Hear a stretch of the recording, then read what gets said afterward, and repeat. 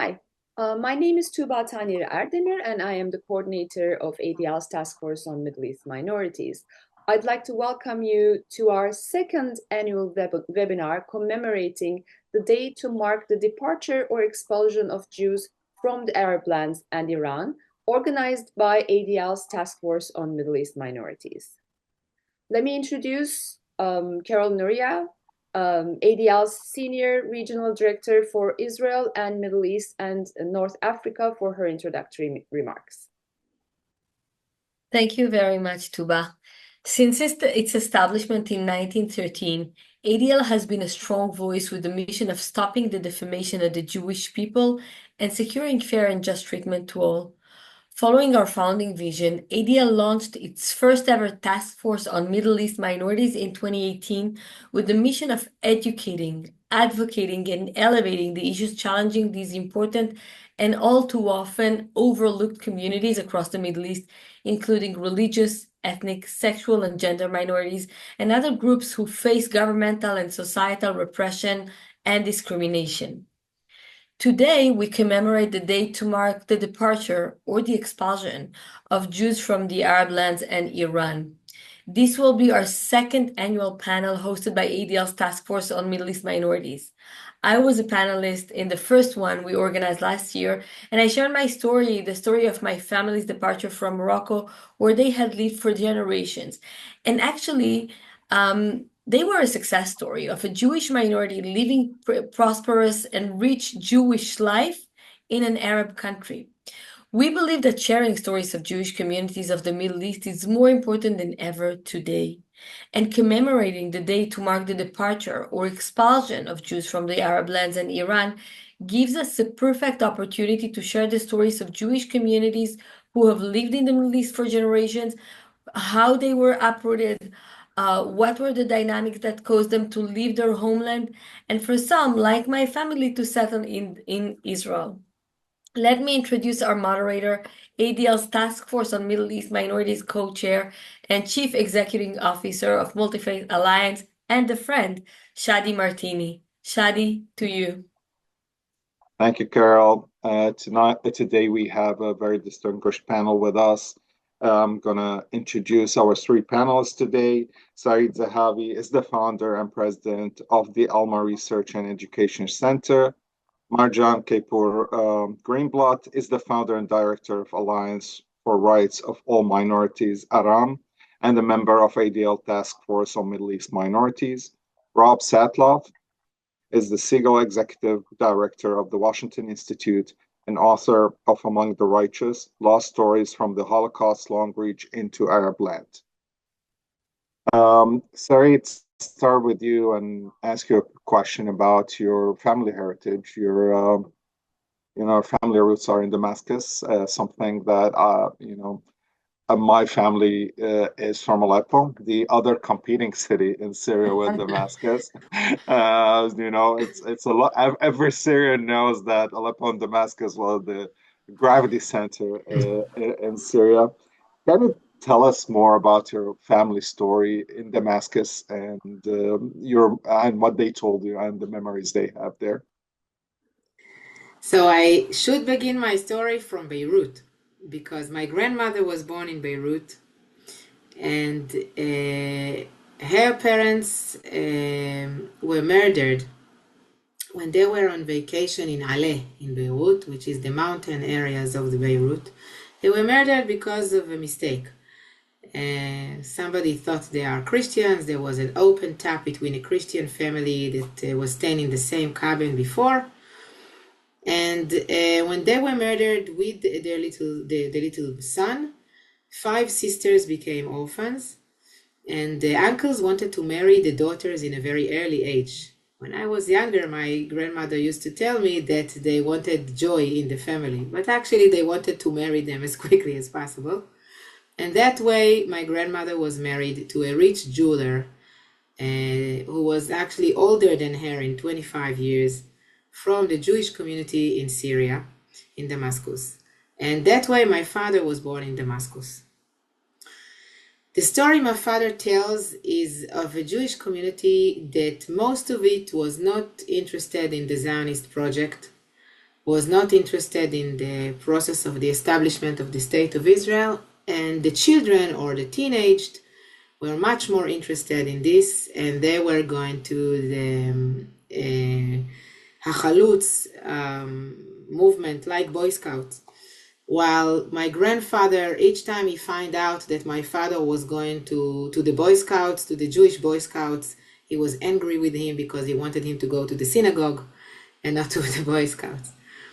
In the beginning of around 1945, my grandfather went to a business trip in the land of Israel. He took a train from Damascus to the southern part of the border between Syria, Jordan, and the land of Israel, and then from there, from Daraa to Haifa. And that way he left the whole family in Damascus. And at those times, there were riots of the Syrians that were striving for independence against the French mandate in Syria. And the Jews were considered affiliated with the French. Like my father spoke Arabic and French as mother tongue. He used to study in Alliance, which was a French Jewish school net in all over the Middle East. And it became more and more dangerous for Jews and more dangerous for those who are having French passport in Damascus.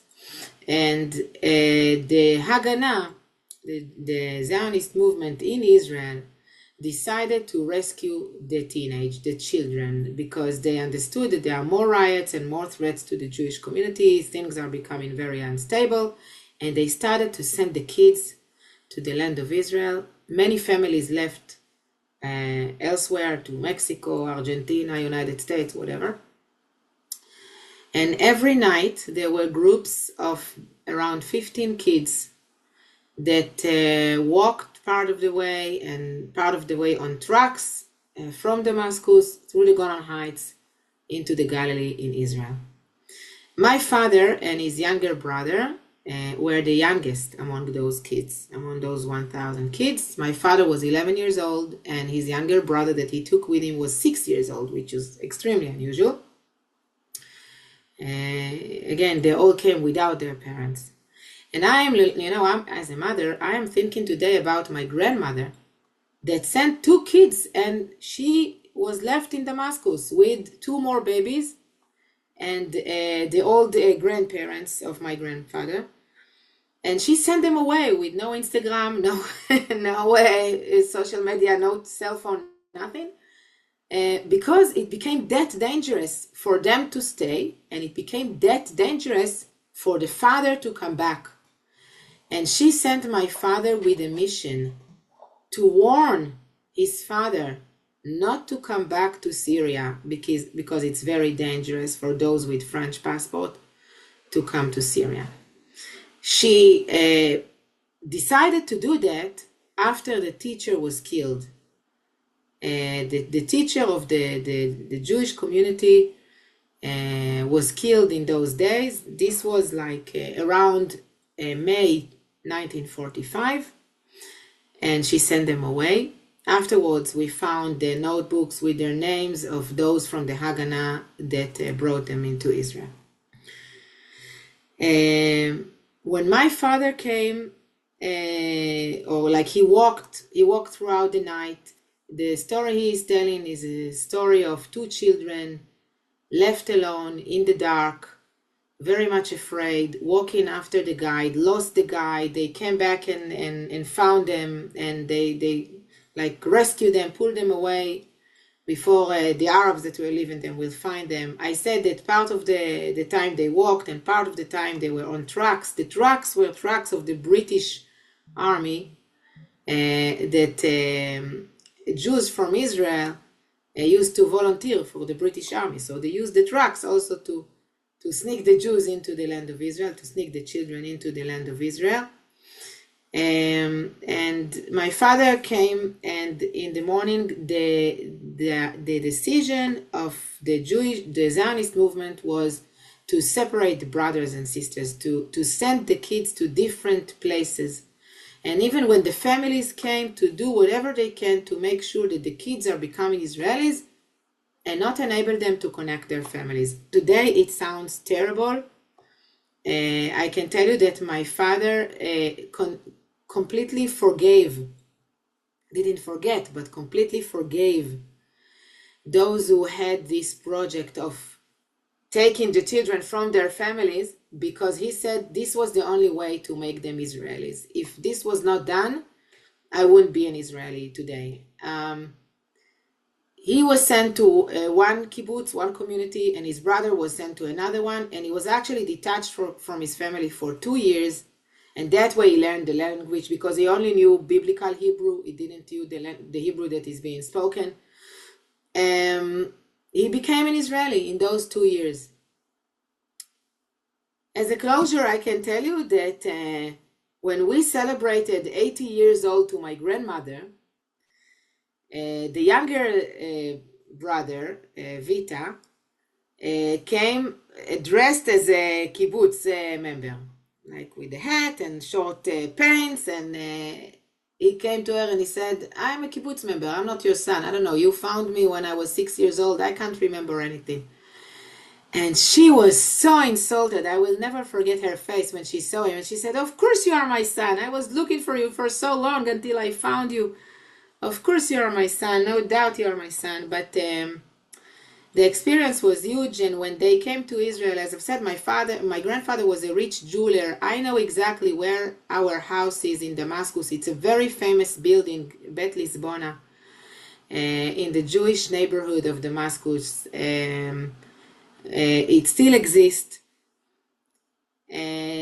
All of that was left. There was a shop of gold and jewelries in the Jewish market of Damascus. Nothing was left. And when they came to Israel, they lost everything. Like my father left school at the age of 14 and went to work to provide for his 8 children family.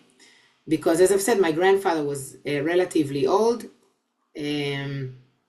He lost everything he had. He died at the age of 80 from heartbreaking, and it was a story of the elder generation didn't become an Israeli. The elder generation experienced a lot of difficulties from this transferring from one culture to another. But the younger generation, like my father and his brothers and sisters, are those who established this country eventually. And I view my father as one of the founding fathers of the state of Israel.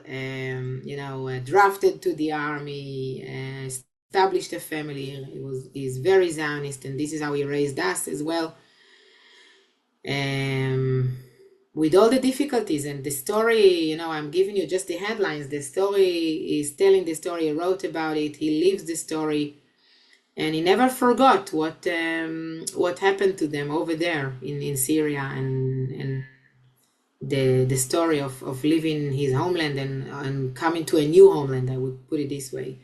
And he had, during the years, always a very complicated relationship with his previous identity, I'll put it this way, because, for example, he never spoke Arabic with me. I learned Arabic afterwards in the university, in high school.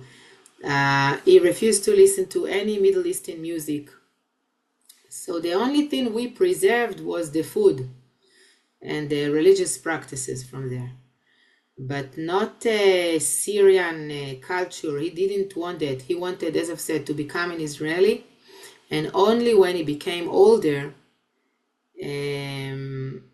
he started to reconnect again to his Syrian roots and to to Middle Eastern music, and started to talk about it. And the amazing thing, maybe I will close with that, is that one day I came home with a pamphlet I received from one of the guests that came to Alma Center that documented the beautiful synagogue in Damascus named Eliyahu Synagogue.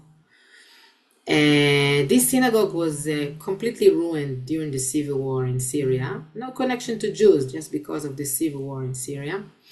And I showed him some pictures in the pamphlet of the synagogue and told him the story. And he immediately told me, oh, of course, I remember the synagogue. We used to come there in vacations. And he started to tell me stories that I've never heard about life over there and how it was a child to grow up over there. And it is really, for me, it's really sad that all of that disappeared, and it's really sad that I cannot even go there to see my family heritage. Marjan, let me ask you a question, as you have firsthand experience of living in a country that most of its Jewish population were pushed out of the country, which is your native country of Iran. What was your experience as a young child? How did you see your parents struggle? How did they shelter you from this? And how did you adapt it with all of this once you left Iran and came to the United States? Thank you, Shadi, for that question. You know, sometimes when you have experienced trauma, you try to put it behind you and not look back. But when there is such a vile revival of anti-Semitism going on in the world, I think it's important to tell those stories, and to share and listen to other stories, and to make sure that we do all that we can so that history doesn't repeat itself. So growing up as a child in Iran, I was 7 years old when the Iranian Revolution happened, when the Islamic Revolution happened in Iran. And up until the time of the revolution, I had a very happy childhood. I was a free girl. I could play with boys. I could do whatever I wanted to do. We traveled to Israel not long before the revolution actually took place. We listened to Israeli music. We identified as Jews, even though we were not very religious or traditional. But you know, our Jewish identity was just a dimension, just a part of our Iranian identity. But from very early on in my life, my father always had stories about his childhood, about how when he went to school, he had to be careful about which path he would take to go to school on that particular day, to avoid the kids who would wait for him to trap him and his Jewish friends and beat them up, because Jew beating was part of daily life back then in Iran, and it was a part of, and escaping it and surviving it was a daily part of experience in my father's childhood. But all of these stories sounded so strange to me. Stories about how in the past Jews were not allowed to go to the supermarket or touch the fruit before purchasing it, because touching the fruit would make the fruit impure and therefore unusable for the next customer. Or Muslim friends who would come to a house of a Jewish person for whatever the cause, and they would sit down and they would be very polite, but they would not dare from our glass cups of tea because they were afraid of the impurity that would be transferred onto them. Or a Jewish person, vice versa, who would go to a Muslim person's house, who would be treated with so-called dignity and respect, but the host would apologize to them and say, you know, I'm very happy that you've come to my house, but unfortunately, we cannot serve you any food because we cannot afford to have you touch the food. So these stories were there, but they were not really a part of my daily experience for a long time. But when the Islamic Revolution happened, everything changed, and we had to learn very quickly, even as a child, to learn how to code switch and how to present a public self and a private self, how to, you know, to whom you would reveal your religious identity, and to whom you would talk about the way you thought, and to whom you would reveal the disdain that you felt behind the daily forced chants of death to America and death to Israel that we had to do as school children in all of our schools, whether it was Jewish religious schools or public schools. So the forced hijab was the first sign of repression, was the first sign of taking away of our identity and dignity, and forcing us to abide by something that did not necessarily represent us, not as secular women and not as non-Muslim people. We just wanted to make our own choices about the basic things. But unfortunately, the nature of repressive regimes is such that they want to control every aspect of your life, even the way you think. So after the revolution, we decided to just stay and survive and to just, lay low, not rock the boat, not cause any trouble for anyone, go along with the chants, even if we did not believe them, go along with condemning Zionism and condemning, this and that. And yes, joining from time to time the necessity of the Holocaust and stuff like that in order to survive and not end up in jail. Just like ancestors, just like our friends in different countries have done before us and are still probably doing now. But we decided to do this, even though we knew that it would chip away from our dignity, because we loved Iran, because we were still Iranians, because we had a history that dated back to over 2,000 years. We had our genealogical histories traced back, and we were not Jews from Spain, or we were not Jews from Europe, or Jews from this country or that country. We were Jews from Iran for generations upon generations. And we didn't want to be exiled lesser individuals in different countries. We didn't want to be wandering Jews like Fiddler on the Roof, which was something that really, a movie that really resonated with us. And we found ourselves until the time of the revolution so lucky that we didn't have to be living like that kind of Jews. But unfortunately, history does repeat itself. And after 7 years of surviving the revolution, I was forced to escape the country. Each one of my family members escaped different times because it was impossible for us to live together.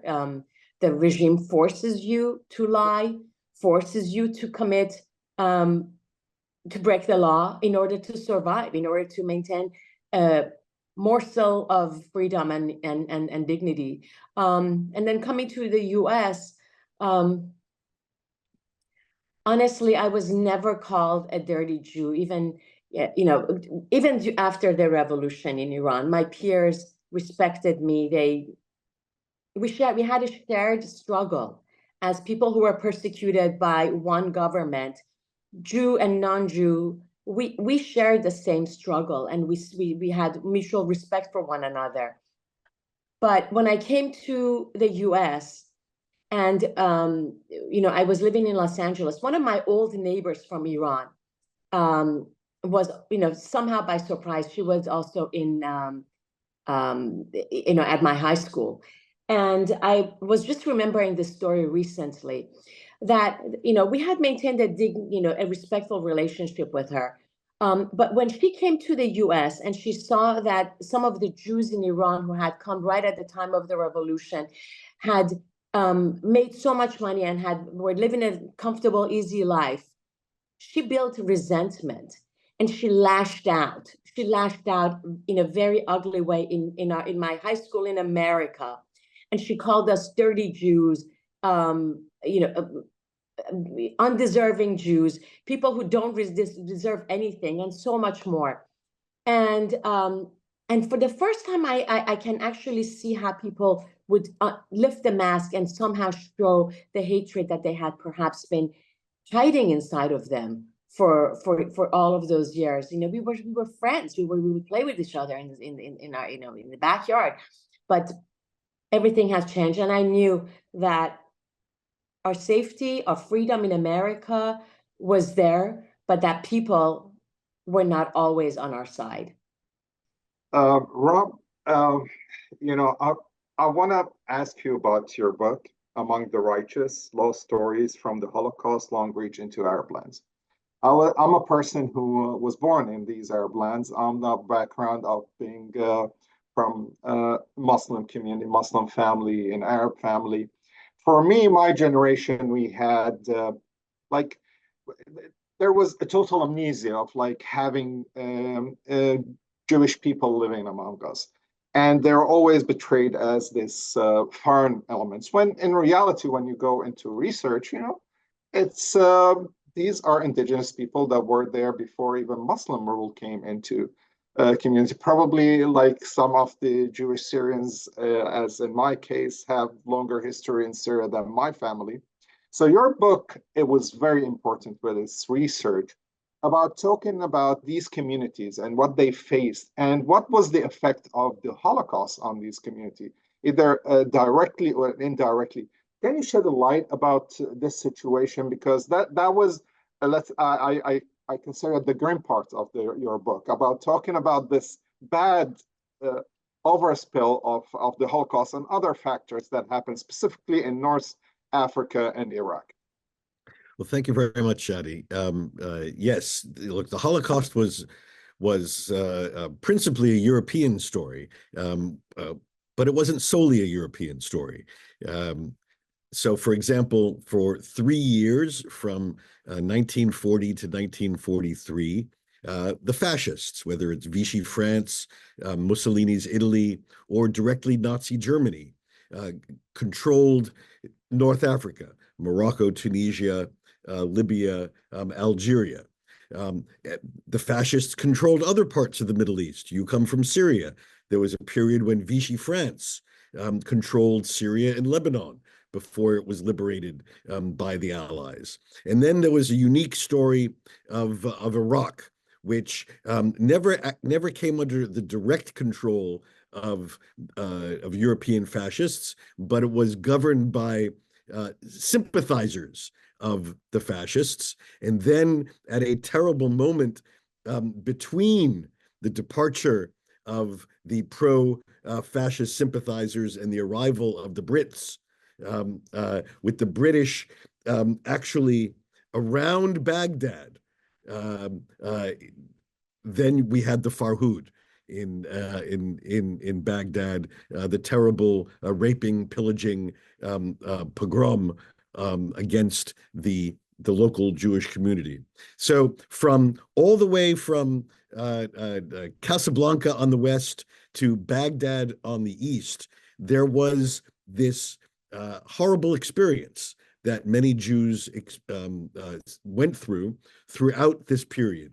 Now, what's important to say is that nowhere did the Jews in Arab and Muslim lands face extermination, which of course was the horrible fate of so many Jews in Europe.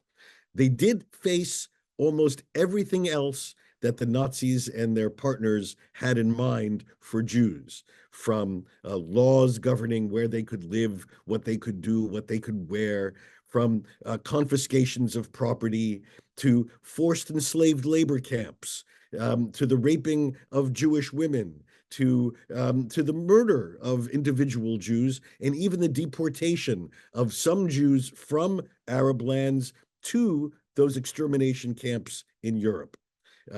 Only one Arab country came under the direct control of the Nazis, and that was Tunisia for 6 months, from November 1942 to May of 1943. But there were fascists in control for quite some time. And during that period, over 115 forced enslaved labor camps were set up in which Jews, were sent by the fascists to work in horrible conditions. Many died in the deserts of the Sahara, doing labor on behalf of the Vichy, the Italians, and the Germans themselves. It's very interesting that you mentioned the origin of the Jewish communities. In many of these countries, Jews predated Arabs. The Jewish communities of especially North Africa, and as you said, Iraq and Syria, were there far before the arrival of Arabs in the in the 7th and 8th centuries. Jews go back 2,000 years in these places. And so, the Arabs are the newcomers, and the Jews that might have been, the Johnny-come-latelys. Yes, there were some from the expulsion of Spain in the 16th century, the 15th century, but they were there for 400, 500 years. So they were deeply embedded. Yes, they were the Johnny-come-latelys, 400 or 500 years. They were deeply embedded in these societies.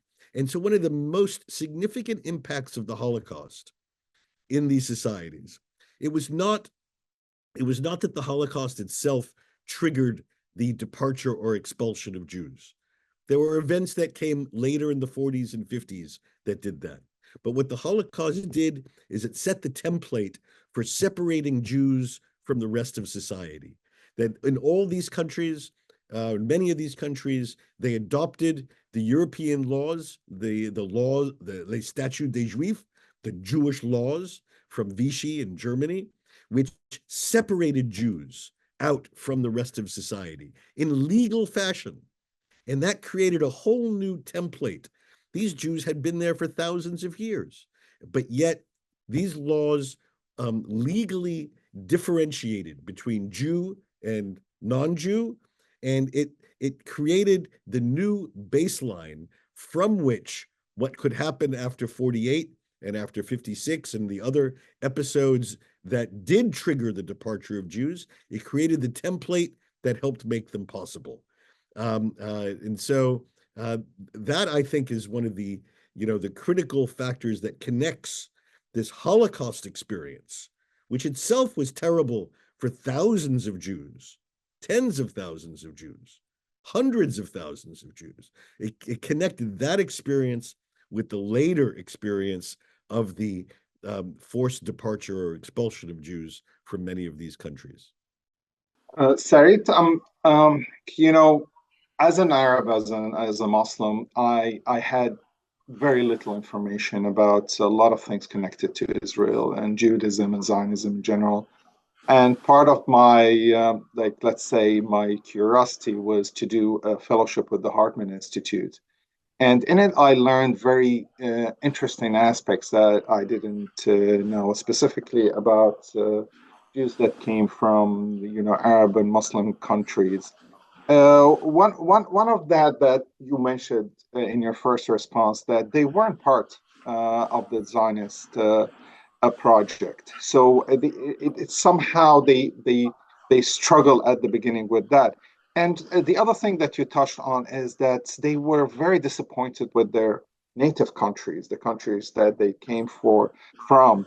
But I learned that they called the Mizrahi community, had some kind of an awakening later on. Like now, when I went to Israel, I went several times, and I see that the Mizrahi culture is very entrenched in pop culture right now. It wasn't the case. You talked about your father at the beginning, and then now, and a lot of Israelis told me like about 50% now of the population of Israel is of Mizrahi descent. So can you tell us about the memories of beginning settling in of your dad, and how the Mizrahi society changed for now modern Israel, and how this reawakening, let's say, to claim their roots of their native countries?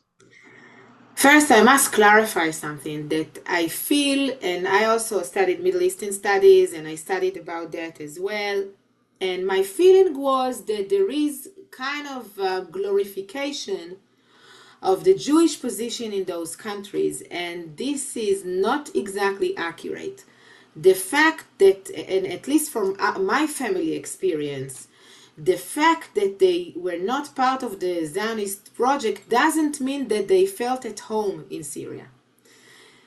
Okay, my father's experience is very brutal and difficult describing his Arab neighbors.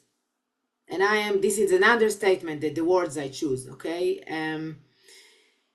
He talked about in-depth hate to the Jewish community there. He talked about people demonstrating in the streets, singing the Jews are our dogs in Arabic. Palestine biladna, al-Yahud kilabna. Palestine is our land and the Jews are our dogs. So they lived, I think, in a dissonance. On the one hand, they wanted to integrate, and they wanted to stay there naturally, as every person wants to stay where he was born. But at the same time, they didn't feel completely at home. And we should balance this picture that was created as if in all these countries, and again, I'm speaking on behalf of my family, I cannot speak for all the countries. But at least from our experience, it was not full integration. It was never like this. When I started to research a little bit, I learned that there was a plot against Jews in Damascus in 1860 or something like that. So anti-Semitism existed there before Zionist movement. So this was something that it was important for me to clarify. I do agree that when they came to Israel, they tried to erase that, and also the Israeli establishment. It was from both sides, tried to erase all the identity. I think this was true also for those who came from the Holocaust, not talking about what happened to them. The idea of creating something new was very appealing. My father was completely complying with that because he was sent to a kibbutz in the age of 11 years old. But he was always connected, as I've said, to the religious practices, even though he's not a religious person. Is in Western terms, he's a religious person, but in Middle Eastern terms, he's not a religious person. In Middle Eastern terms, he's secular. But when he goes to the synagogue and he hears the prayings with the Damascus music, not even Aleppo, with the he's like, wow, this was just like the synagogue in Damascus. He's like very, very happy to hear that. And I feel the same. When I meet a Druze old lady here in my neighborhood, and she has an accent that is a little bit similar to the way my grandmother used to talk, I feel at home. The food is the same here in the Galilee where I live. So there are, things in the DNA that you can never forget, I think. Now, the door that was open for my father to reconnect to his roots is a very special door because it is through my mother's family. My mother is coming from a Reuveni family. Her brothers are the founders of the Middle Eastern music in Israel. They are the producers, not the singers, the producers behind the scenes that pushed those singers and musicians forward and brought them to the mainstream. And they received recognitions for this only a few years ago. So this music was supposed to be very present at home, and it wasn't, as I've said, because my father didn't want that. But when he became older, through the music that my uncles from my mother's side produced, he reconnected, I think, to who he really is, to what he truly is. Now, I must tell you that he doesn't consider himself as a Jewish Arab or something of the sort. On the one hand, he would tell you, I'm Shami, like from Levant. But on the other hand, he would tell you, oh, no, I'm not an Arab, I'm an Israeli. And I think this dissonance, because Arab became our enemies, this is his experience. I think my experience and my children's experience is very, very different. Okay, for them, Arabs are neighbors because we live in an Arab area, Jewish Arab area. But it's interesting to see the development. One last point I must tell you. I don't know if you researched the Jews that were born here. I said that my mother was born here in Israel. Her mother was born in Hebron. I didn't know that.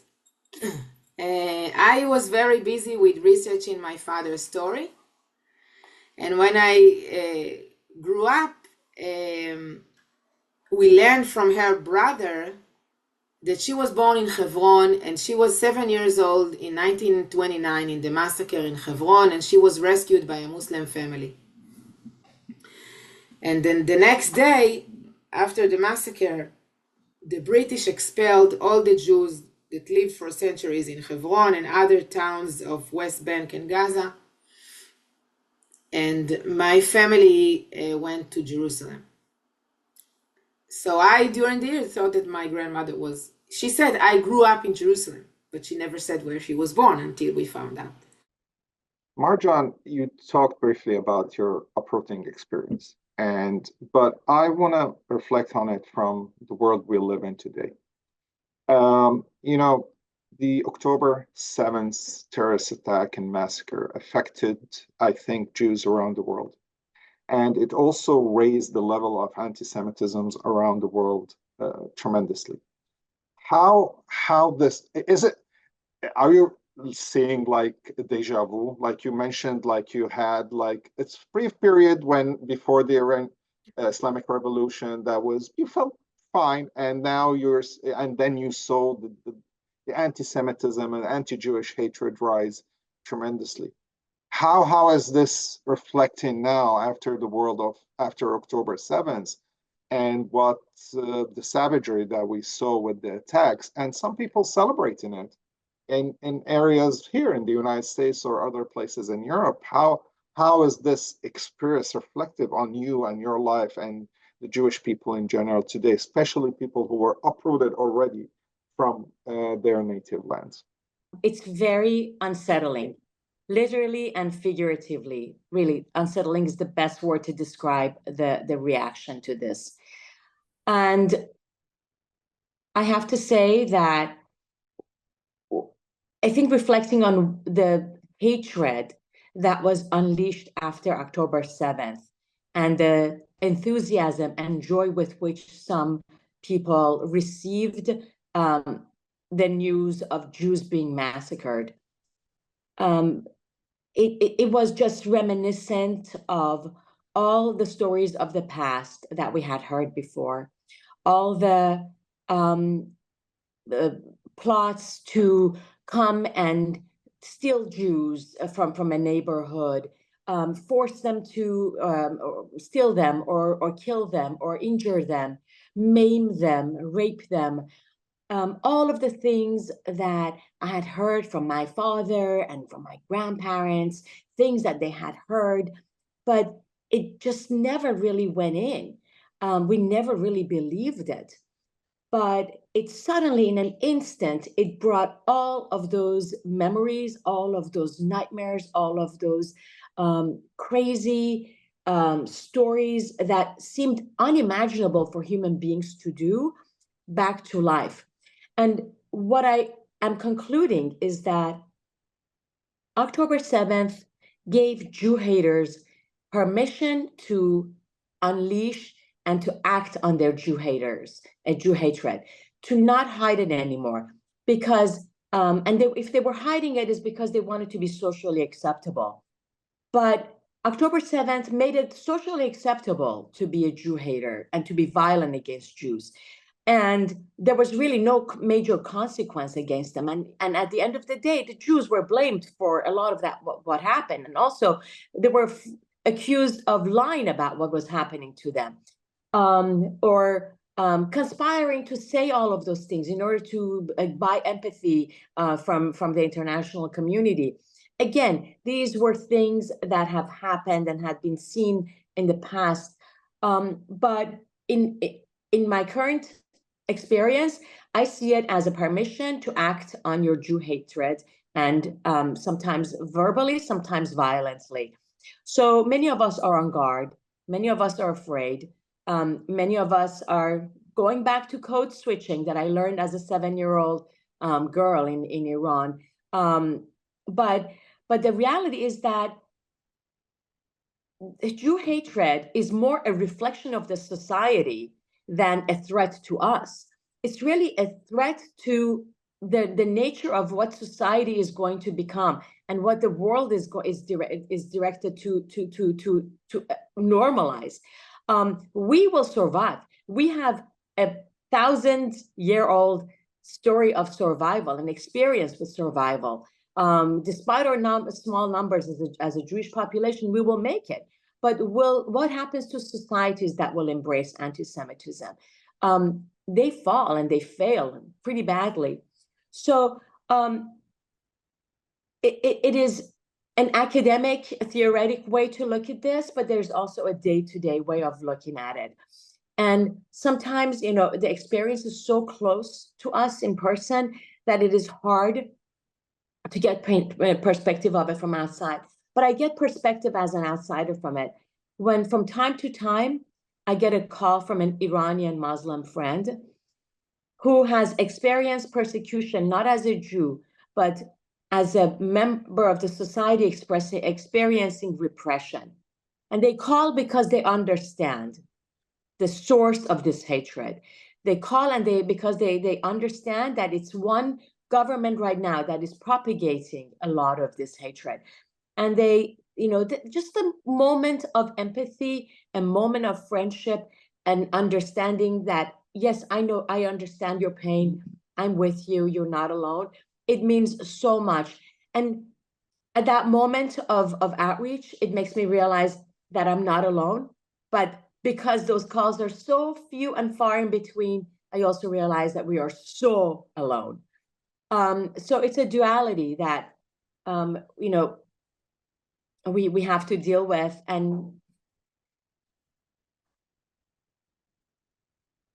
it's hard. I cannot really add much more to it, except that we will survive it. I know without any shred of doubt in my being that we are going to survive it and we will be okay. But the society, the international community, all of the bystanders who are remaining quiet and they think that it's going to go away, they are going to have to respond one day to where they stood in the post-October 7th world.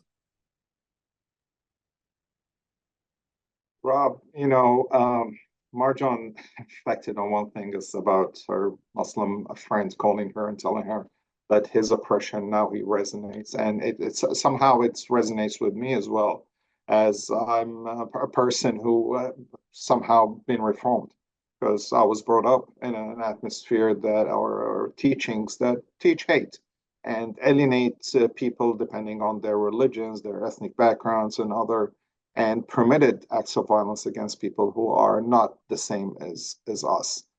But to go out of this, you know, dark rim, you know, view, you touched on a very and research very important element is the brave people who, in light of all this darkness and all this hate, stood up, tried to help, tried to change, tried to do something positive.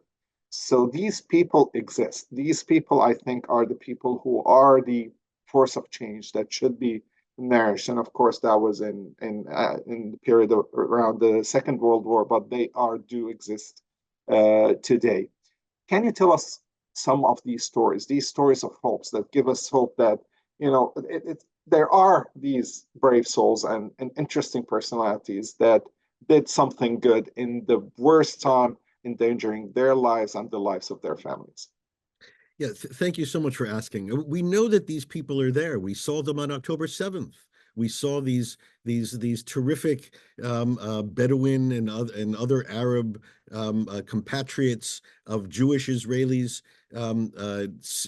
side by side with their fellow Israelis, facing the same fate and courageously doing what they can to save their fellow Israelis, be they Jewish, Muslim, Christian, whatever.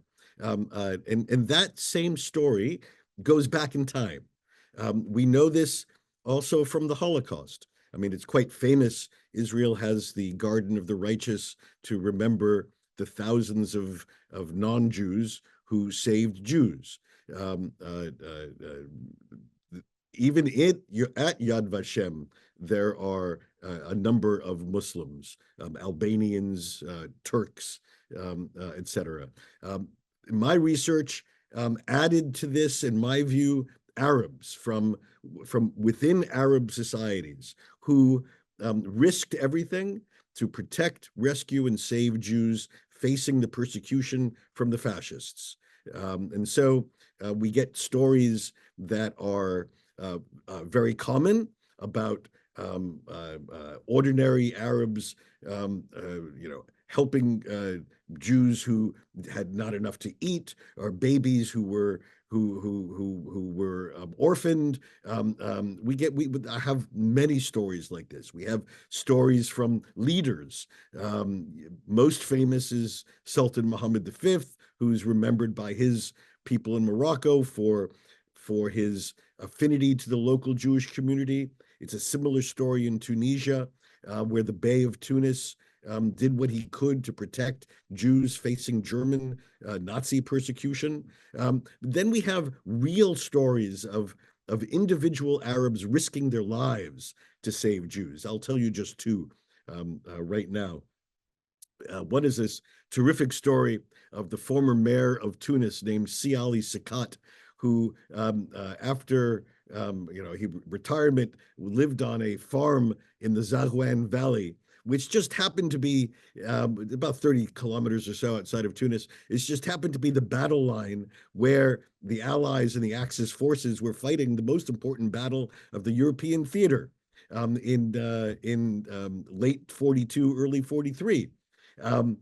There was an Axis, a German labor camp, where 60 Jews were being kept not far from his property. In the middle of the battle, these Jews decided to escape, and they looked for the first piece of property that they could knock on the door, hoping that someone would take them in.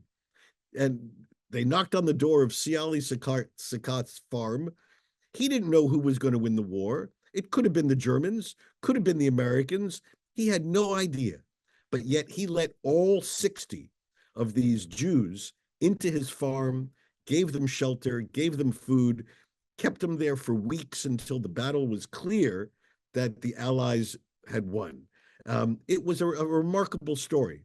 And he is known, and it was written about by the Tunisian Jewish community, that he opened the gates of his farm to 60 Jews seeking shelter in the middle of the battle.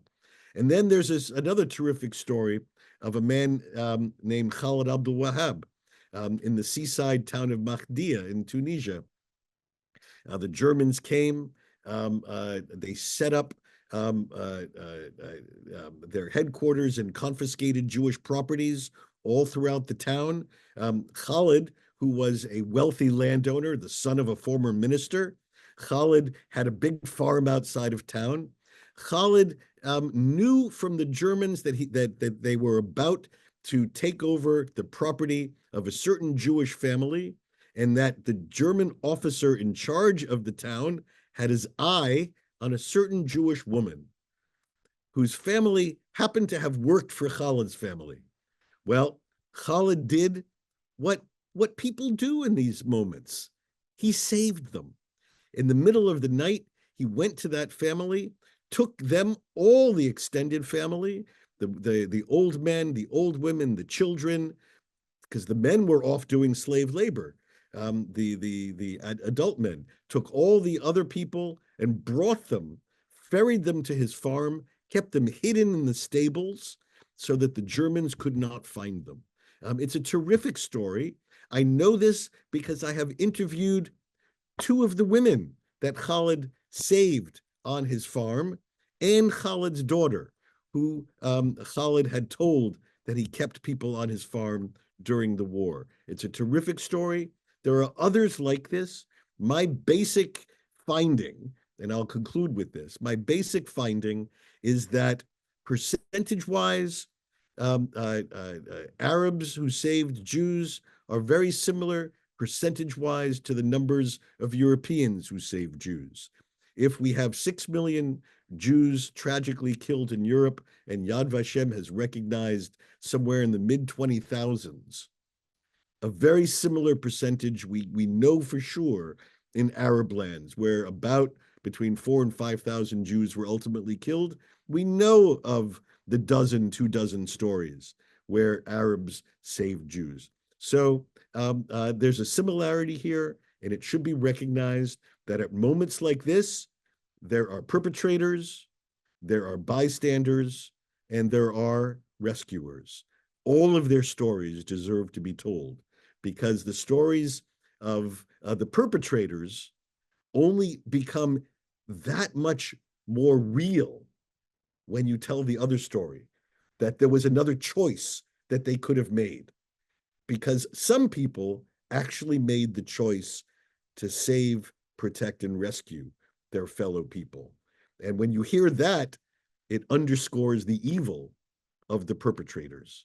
And we need to tell all their stories if we want to truly appreciate the choices that people had at moments like then, and they still have at moments like now. Sarit and Marjan, I'm going to ask you about today. There was the estimates around probably 950,000 Jews were living in Arab lands and in Iran. And now there is like probably several thousand in different countries. So I would like your view of how is their situation right now, and what about the expulsion of the vast majority of more than 900,000 Jews from these areas affected the fabric of society itself of these lands. I can say it from my own society and I sometimes look at the way society towards certain communities, specifically now the Jewish community, as the canary in the land, in the coal mine. Like it's an indication how societies approach other communities, and at the end of this day, it affects the majority of the people. They oppress each other in their own society. So what's your reflection on this now, how they are and how their societies were affected when the Jews left these areas? The reason why it's so important for minorities to have rights in any country, for people to have equal rights, men, women, people of different races, people of different colors, people of different religious beliefs.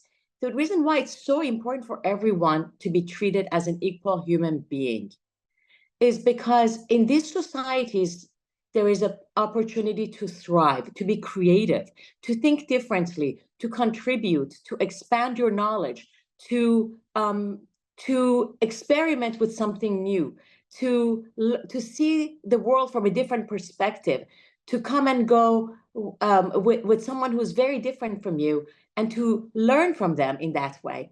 So when there is an opportunity, when all human beings are being treated the same way, there is an opportunity for people to grow. It's like this old melting pot that we were talking about in America as a way to improve diversity and to improve the college education and the college experience for everyone, not beyond the academic walls, but also through interactions and through lived experiences. And when you take that away from a society, when you take that away and on top of it, add a hierarchy of humanity, of hierarchy of rights, hierarchy of dignity, with which to measure the value of a human being, you are not just insulting those people, you are degrading the value of the society itself.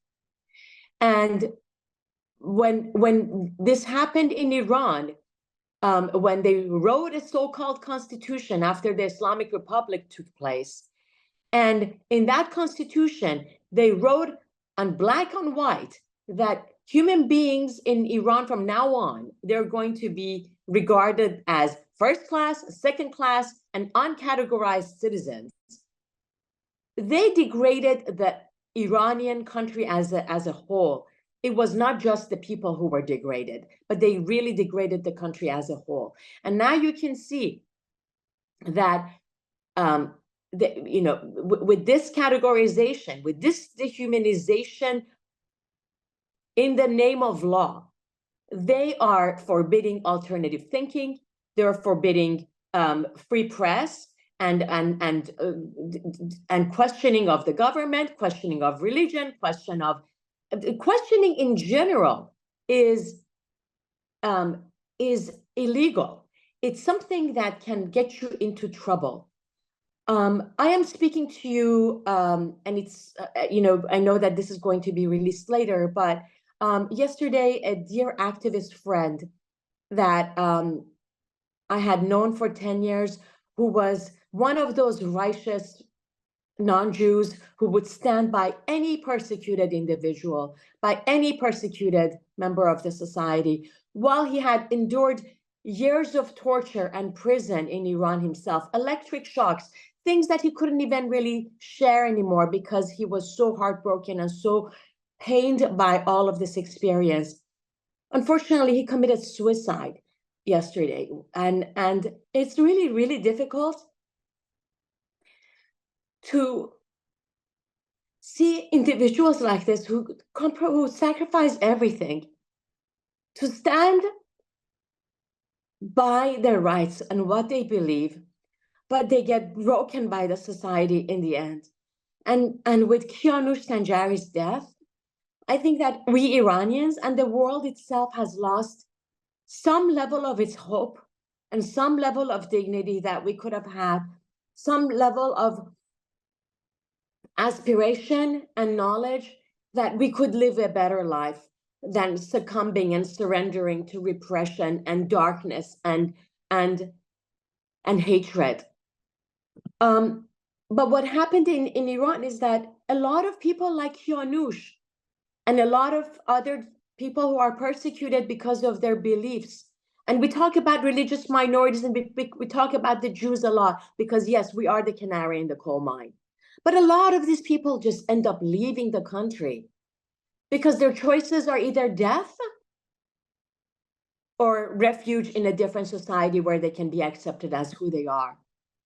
But with each departure, there is a treasure in a country that is chipped away. The Jewish population in Iran once upon a time was over 70,000 strong. And if by natural progress and natural reproduction rates, we should have been a country of over 100,000 Jews in Iran. But unfortunately, today we're less than 9,000. And the Jewish community in Iran right now does not engage with outside world because they're really afraid, and we are very respectful of their situations. We do not want to engage them into talking to us about what is going on because any phone call, any email, any exchange could cause them a charge of espionage for Israel or Zionism or this or that, and could cause them their lives, literally. So we are very respectful, and we stay away from engaging with them. But from what we can see in the country is that, yes, they are treated as second-class citizens, that they have certain freedoms and certain safeties as long as they're abiding by the rules of the regime. And I could say that the minorities that are being treated well in these repressive regimes are the Jews of Theresienstadt ghettos of Nazi Germany. Those are the model ghettos or model concentration camps rather, where supposedly Jews were creating art and thriving, but they were only doing that in order to use them as a propaganda tool for the legitimacy of the government. So we have to see, when stories come from Iran, we have to take them with a grain of salt, and we have to keep the safety and security of Jews of Iran and all the other minorities in mind, because it is serious. The threats to them are serious. Jews are like part of the social part of the social fabric of the Middle East, Iran, and North Africa. And, Sarit, you reflected a little bit about the integration, the challenges of integration. And also, but I want to talk about what the effect of the absence of the Jewish community from these countries. There was a reflection about food and music. That's something that connects these communities together. Arab, Muslims, Christian, and Jewish, and so many other communities. How do you think the absence of the Jewish community affected these places?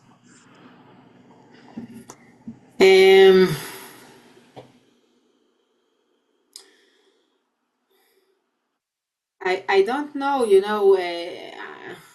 my DNA is an intelligence officer, so we don't play with what if.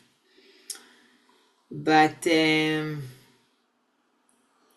I want to believe that if Jews were still present in Syria and in Lebanon, maybe the relationships would have been better. Maybe there could be a bridge to a better future and collaboration between the nations, Israelis and Lebanese and Syrians. The reality became, I think, the dream for peace in the Middle East was stolen by radical movements, unfortunately. At first it was radical national movements, and today it is radical religious movements. And as we speak, there are efforts to end the current conflict.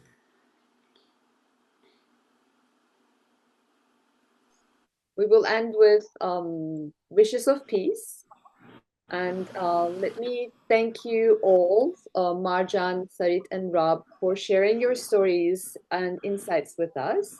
And Carole, thank you for the introduction, and Shadi for your excellent moderation of the panel. Thank you for everyone for listening, and please stay tuned for updates from ADL and ADL's Task Force on Middle East Minorities.